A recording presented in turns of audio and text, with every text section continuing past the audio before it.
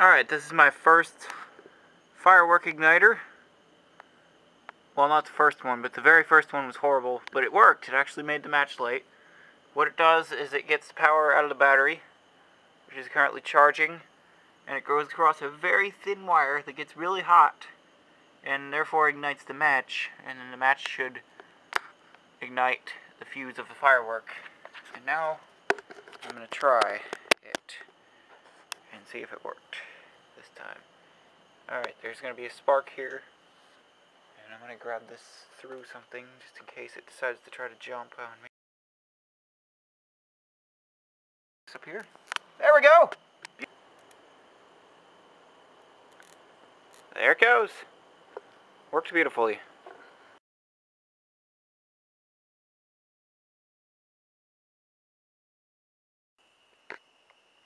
Alright, I have this regular household switch.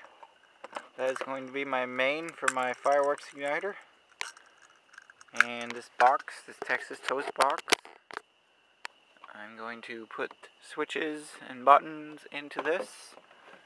And this is going to be my container. It's going to have switch or buttons that you push to set off certain igniters. I got a small wire, and I have stripped off the end of it. Hard to see. And I'm going to put it under one end of the switch. Alright, I now have that wire connected. That wire will be used to connect to a battery. And then I will have a switched power coming out of this screw. And this will go one end to the fireworks, and the other end Alright, I've now attached both wires. And next, we are going to cut a hole into our box that will perfectly fit the switch. But since this switch is not going to be for igniting, we're going to put it in the side of the box. This switch is a main, and when this switch is off, none of the igniters will work. Switch into the box. We want to put in the wires first, and then fit the switch in. After this, you're going to want to screw it down or duct tape it, depending on what kind of material you are installing it in. I'm using cardboard, so I'm going to use duct tape. Alright, you now have a switch in a box with wires coming out of it.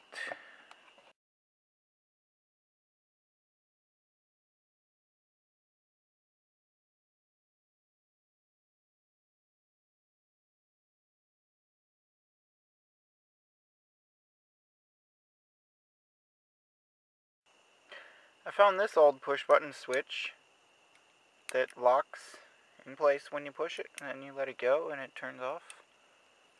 And I found this in an old flashlight, and I'm going to use this switch as part of my igniter. Alright, this is important. On one terminal of each switch, we want to use the same color wire. I have chosen brown.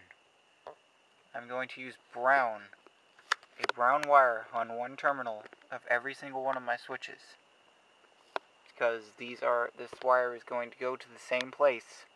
It's going to connect to the positive side of a battery. Each other terminal that the brown wire is not attached to, we want a different color wire.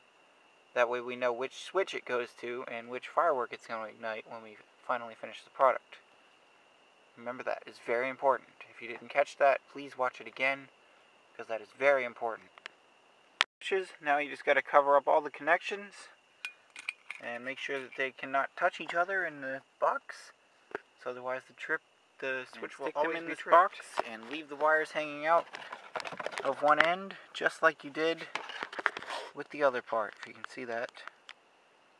Leave the wires hanging out of one end, so I mean you want to put this switch into the box and have it stick out the top, but let these wires come out so that we can do further installing the switch using some duct tape, etc. It looks like that.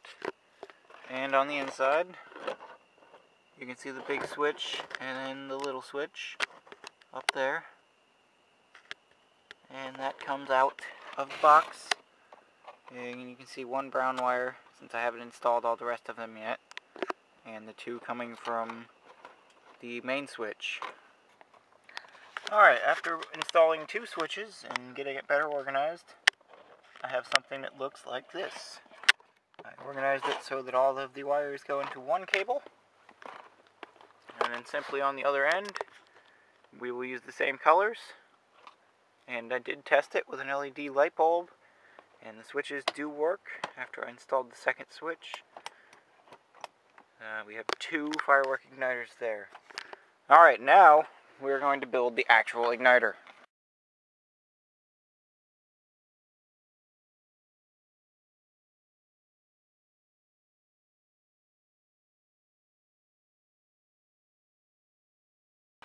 So I got another box. I'm going to open this up.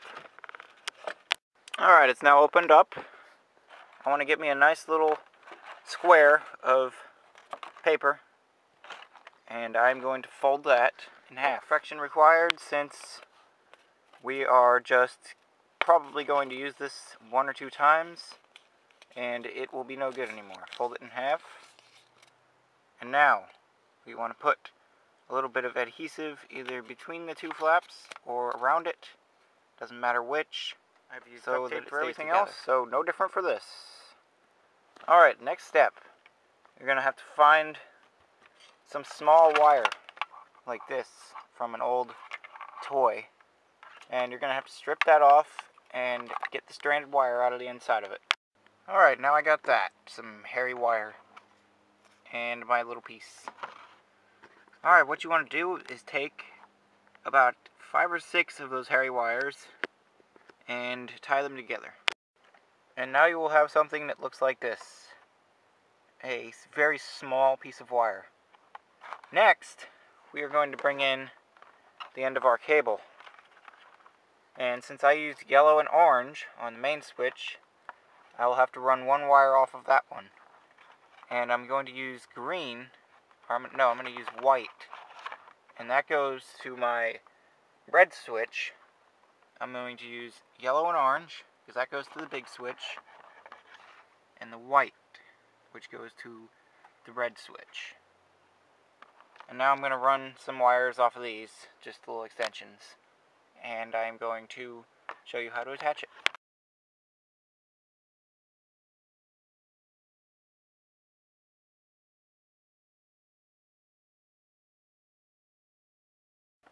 Now you have something that looks sort of like a light bulb. It's got a filament and 2 wires next to it. And that is going to be fastened tightly to this board so that we can get a match now, into the small wire. That looks sort of like that. Pull a match out of your matchbook and place it in there. Make sure that the copper goes across the head of the match. Otherwise the copper will just melt and it will not start your firework. Alright, now to hook up to the battery. Remember the yellow wire from the inside that went on to the switch in the back? Well, that's going to go onto the positive terminal of your battery. And then this brown wire, which I have to make a little extension cord for, is going to go onto the negative terminal of your battery.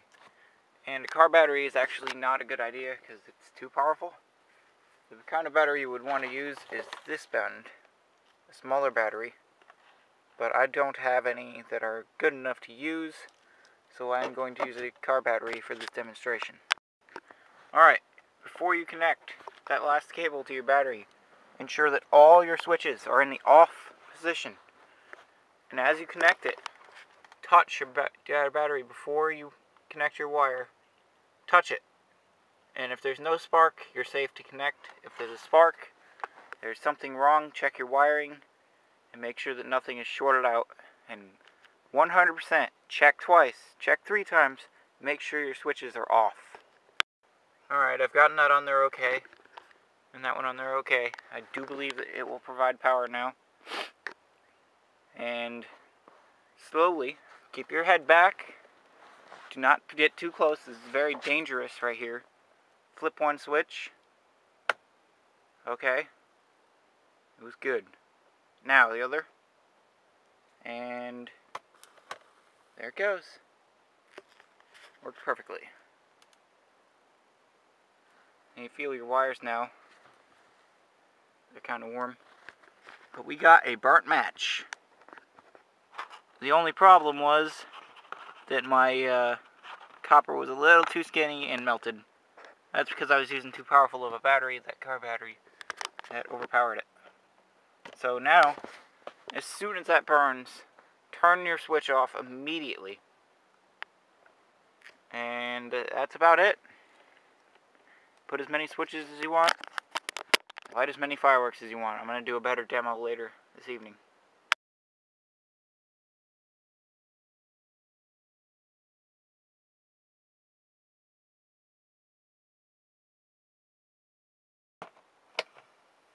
There we go. And the wire stayed together that time because I flipped the switch faster. It went that time.